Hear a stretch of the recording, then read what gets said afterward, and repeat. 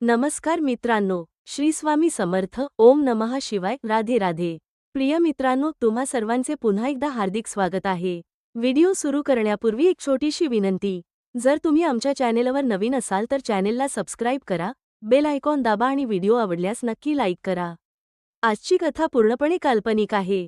या कथेत उल्लेख केलेली पात्रे, ठिकाणे आणि घटना या केवळ नैतिक संदेशासाठी रचलेल्या आहेत. सह्याद्रीच्या डोंगररांगांमध्ये वसलेल्या एका छोट्याशा गावात शंकर आणि त्याची पत्नी वैदेही राहत होते. गावात प्रत्येकजण त्यांच्या संसाराचे उदाहरण देत असे. शंकर स्वभावाने अतिशय शांत, मेहनती आणि प्रामाणिक होता. सकाळी सूर्य उगवण्यापूर्वी तो शेतात जात असे आणि संध्याकाळी घरी परतल्यावर आई, वडिलांची सेवा, पत्नीची काळजी आणि देवाची पूजा यातच त्याचा दिवस संपत असे. वैदेही दिसायला अत्यंत सुंदर होती.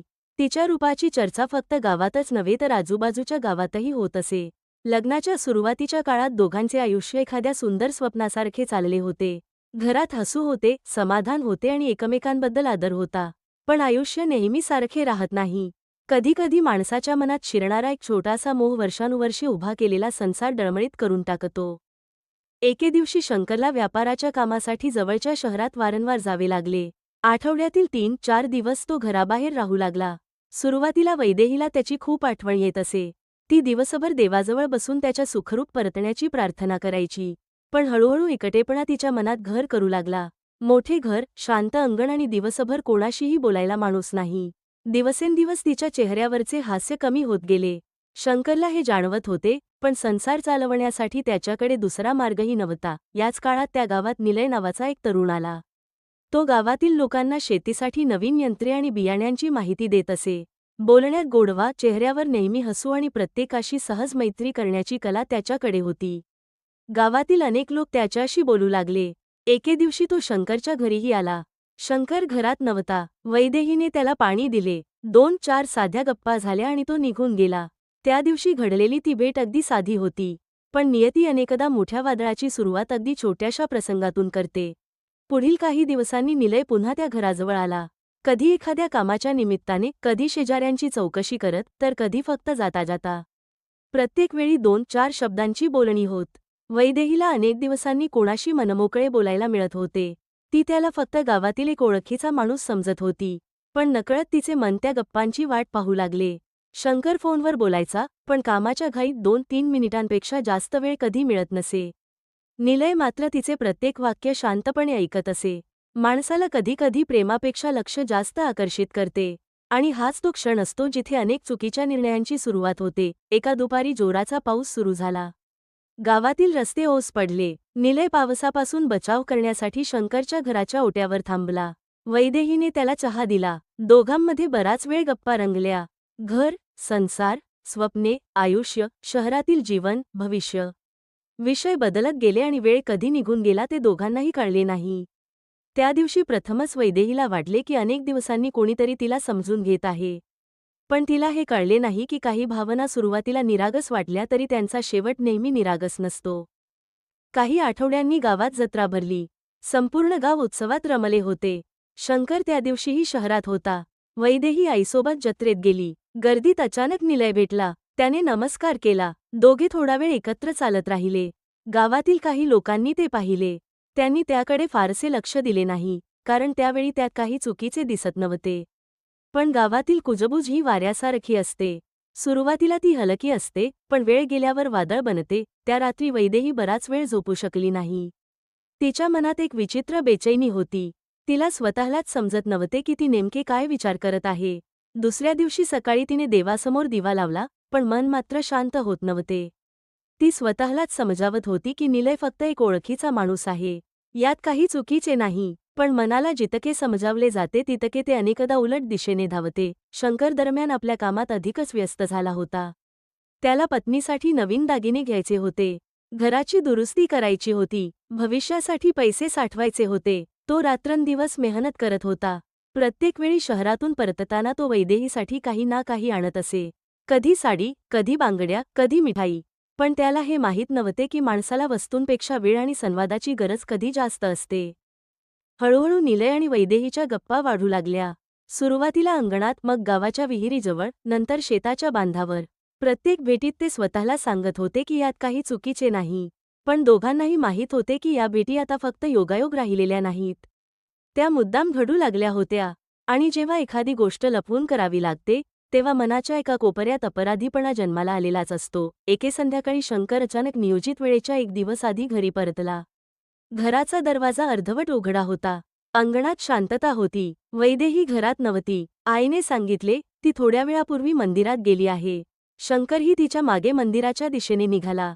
पण मंदिरात पोहोचल्यावर पुजाऱ्याने सांगितले, अरे, आज तर वैदेही आलीच नाही. हे ऐकताच शंकर काही क्षण स्तब्ध उभा राहिला. त्याच्या मनात प्रथमच संशयाचा एक छोटासा अंकुर फुटला. त्याने संपूर्ण गाव पालथे घातले. नदीकाठ, जत्रेचे मैदान, बाजार, मंदिर. पण वैदेही कुठेच दिसत नव्हती. जवळपास तासाभराने ती घरी परतली. चेहऱ्यावर थोडी घाई, कपाळावर घाम आणि हातात फुलांची छोटीशी टोपली होती. तिने सहजपणे सांगितले, मंदिरात खूप गर्दी होती म्हणून उशीर झाला. शंकरने तिच्याकडे शांतपणे पाहिले. त्याने काहीच विचारले नाही. पण त्या रात्री पहिल्यांदाच त्याला झोप लागली नाही. दुसरीकडे वैदेहीही छताकडे पाहत होऊन होती. तिच्या मनात सतत एकच प्रश्न घुमत होता, आज मी खरंच एक मोठी चूक केली का? की अजूनही वेळ गेलेली नाही? पण तिला हे माहीत नव्हते की त्या संध्याकाळी त्यांच्या दोघांकडेही एक तिसरा माणूस दूरवरून पाहत होता. आणि त्याच्या हातात असा एक पुरावा होता, जो उघड झाला असता तर शंकर आणि वैदेहीचा संसार एका क्षणात उद्ध्वस्त झाला असता. वैदेहीच्या मनात त्या रात्री प्रचंड अस्वस्थता होती. खोटे बोलून ती पहिल्यांदाच झोपली होती. शंकर तिच्या शेजारी शांतपणे पडला होता, पण त्याच्या डोळ्यांत झोप नव्हती.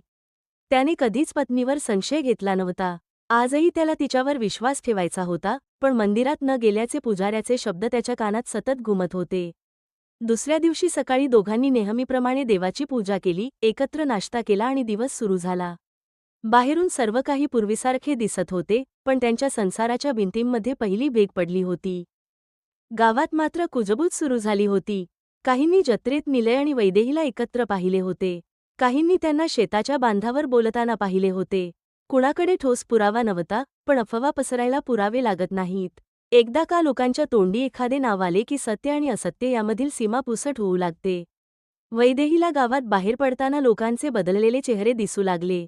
काही जण मुद्दाम हसत होते, काही कुजबुजत होते, तर काही तिच्याकडे पाहून शांत होत होते.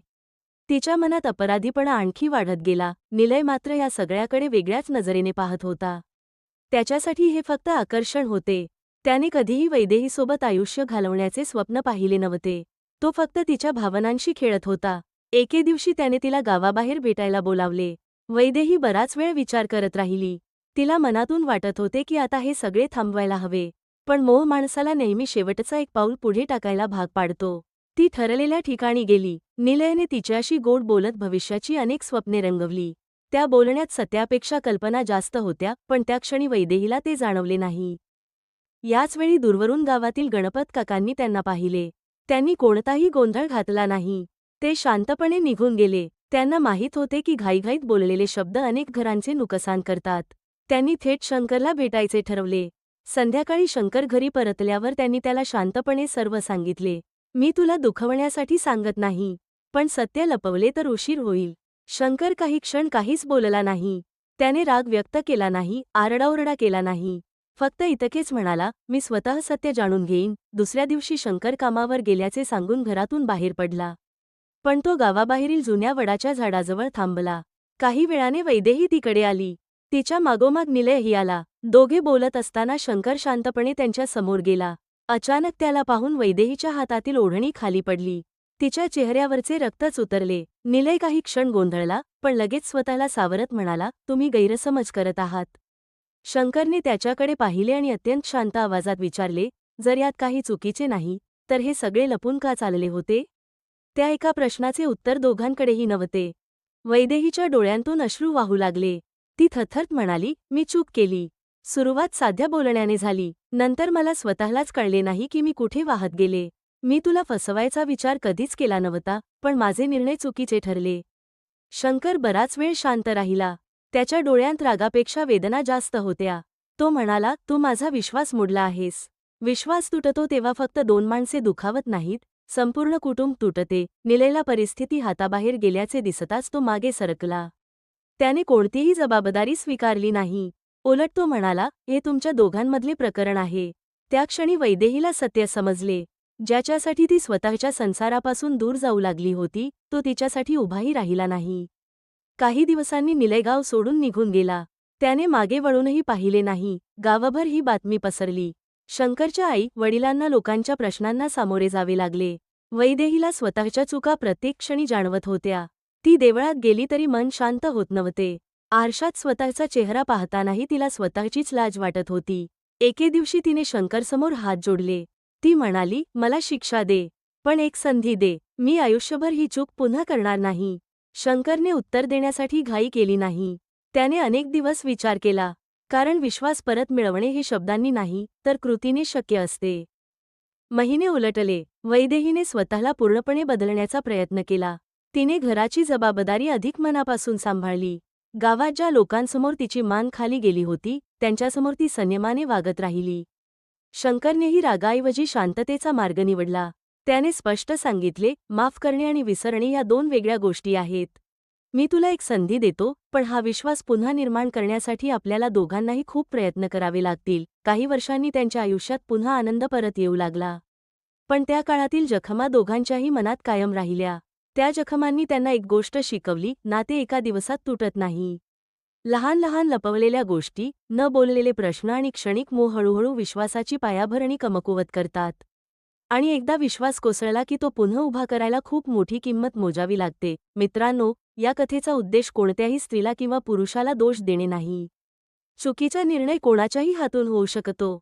पण वैवाहिक नात्याचा पाया हा विश्वास, प्रामाणिकपणा आणि संवाद यावर उभा असतो. क्षणिक आकर्षण काही काळ आनंद देईल, पण त्याची किंमत अनेकदा संपूर्ण कुटुंबाला चुकवावी लागते. म्हणून आपल्या नात्यांमध्ये मनातील गोष्टी लपवण्यापेक्षा त्या वेळेवर बोलून सोडवणे अधिक महत्त्वाचे आहे. जर ही कथा तुम्हाला विचार करायला भाग पाडत असेल तर व्हिडिओला नक्की लाईक करा. तुमचे मत आम्हाला कमेंटमध्ये श्री स्वामी समर्थ असे लिहून जरूर कळवा. श्री स्वामी समर्थ. जय श्रीराम, जय श्री हनुमान, जय श्री कृष्ण, जय माता लक्ष्मी.